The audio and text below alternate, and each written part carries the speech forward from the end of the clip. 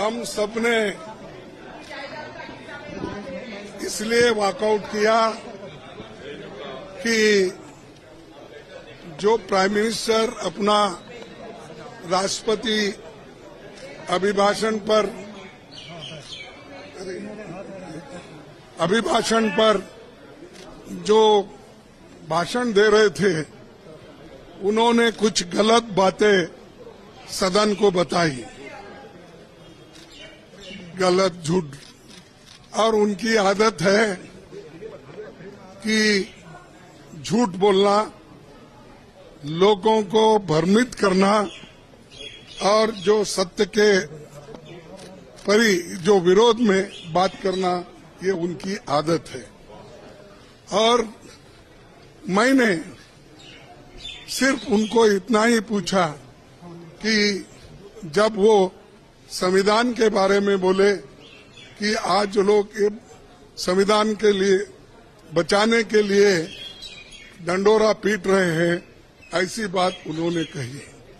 तो हमने ये कहा, देखो संविधान तो आप नहीं बनाए, संविधान के आप विरोधी थे, इसीलिए मैं वो क्लैरिफाई करना चाहता हूं कि कौन संविधान के फार थे, कौन संविधान के खिलाफ थे, किसने संविधान बनाया, किसने संविधान के खिलाफ बात किया, वो मैं उनके सामने रखना चाहता था। मैं ये रखना चाहता था कि उन्हीं के पेपर में आरएसएस के जो मुखपत्र है ऑर्गेनाइजर 30 नवंबर 1949 में अंक में संपादकीय में लिखा था।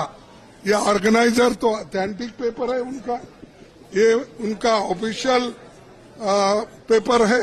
उसमें यह लिखा गया था, भारत के इस नए संविधान की सबसे बुरी बात यह है कि इसमें भारतीय कुछ भी नहीं है। प्राचीन भारत के अद्भुत संवैधानिक विकास के बारे में इसमें कोई जिक्र ही नहीं है। आज तक मनुस्मृति में दर्ज मनु के कानून दुनिया की प्रशंसा का कारण है। ये किसने कहा? ये ऑर्गेनाइजर ने, आरएसएस ने, जनसंघ के जो लोग थे उस वक्त उन्होंने कहा। और वे स्वयं स्फूर्ति, आज्ञाकारित और अनुरूपता पैदा करते हैं। हमारे संवैधानिक विशेषज्ञों ने ये बात निरर्थक है। उन्होंने ये कहा कि यहाँ तक जो कॉन्स्टिट्यूंट असेंबली के मेंबर से किए हैं ये गलत है। उन्होंने उस वक्त अपोज करके इस संविधान को उन्होंने नकार दिया था और आज उसकी रक्षा की खुद बात करते हैं और हमारे को बोलते हैं कि हम संविधान विरोधी है। अरे खुद विरोधी है, जन्मता ही विरोधी है, शुरू से विरोधी है। इसको जब इसका जन्म शुरू हुआ उस दिन से इन्होंने बहुत से पुतले जलाए, अंबेडकर के, नेहरू जी के पुतले जलाकर रामलीला मैदान में उन्होंने ये सब काम किया। आज ये बोल रहे हैं कि हम संविधान के विरोधी हैं। संविधान बचाओ हम इसलिए बोल रहे हैं क्योंकि इसमें आरएसएस की मंशा क्या है, जनसंघ की मंशा क्या थी और बीजेपी की आज जो मंशा क्या है ये। और बार बार ये भी कहते हैं कि बार बार ये भी कहते हैं बाबा साहब अम्बेडकर को इन्होंने इज्जत नहीं दी, उन्होंने सब कुछ उनको हरा दिया। ऐसी गलत बातें यहाँ पर भी कही गई, वहां पर भी वो कहे। कल हमारे नड्डा साहब ने वहां भी कहा, अब ये भी यहाँ कहेंगे।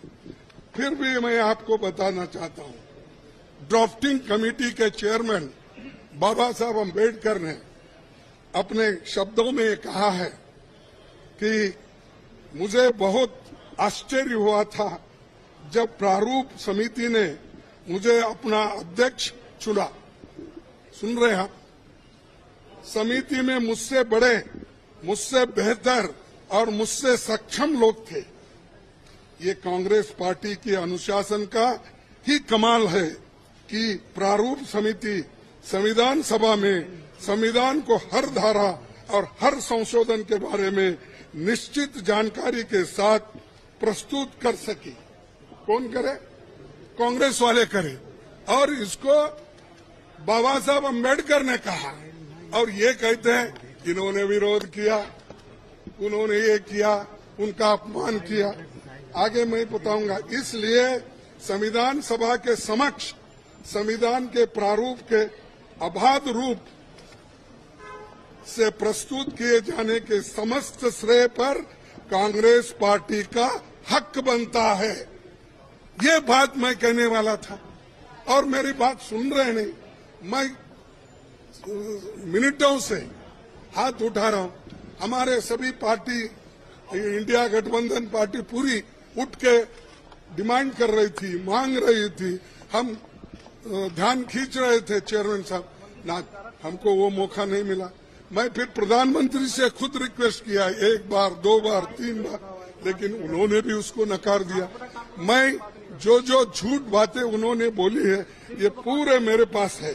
और कैसा ये लोग आज सदन में बोलते हैं, सदन के बाहर बोलते हैं, ये समझे हैं वो ही पढ़े लिखे हैं और गलत बातें बोलने में माहिर है।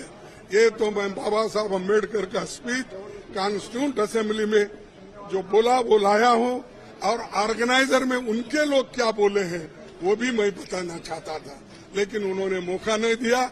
और इसलिए मैं कंडम करता हूं, हम सभी लोग कंडम करते हैं और कंडम करके हम वॉकआउट किए, क्योंकि ये हमारे बात को जब कोई महत्व ही नहीं है तो वहां बैठकर क्या सुने हम।